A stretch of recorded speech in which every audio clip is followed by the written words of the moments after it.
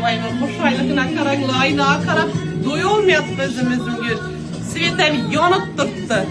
Beni al definedim çırayla keybellerem. Hoş eken kurjuvaları, tureski kurjuva koyulunga materialam gül ipek kupra dım zor, dım çıraylı, bakalarından dım zor etip veremezlere. Yine bir kara veriyayna. Vay vay, dım hoş eken. Kuy teşkili bu yere getirdim. Bir sezde kara garuhlusunu sattırdım. Şimdi kupra alısam geldim çıraylı bulup geldi. Razmiyelleri 48-50'den başlamadı. 60'a çek bir malal. Pompalar, repkelerimiz, kızlarımız hezzet giyinlemen arkamdan modli vezden hezzet çıraylı et giyip çıraylı bu birinle güzel bu birinle emişler.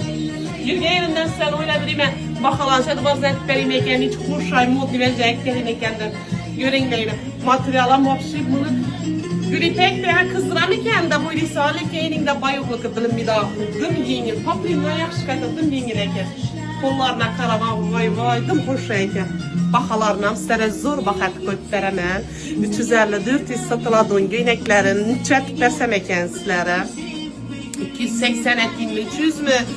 Deptırıp koy demenle yenem sizlere öyle veremem. 250 bin etip veremem sizlere. Hezet giyinlemen arkamdan, dım hezet giyinle. Firuzabanı da aldım, arzangına berdir sönüp gibirinle.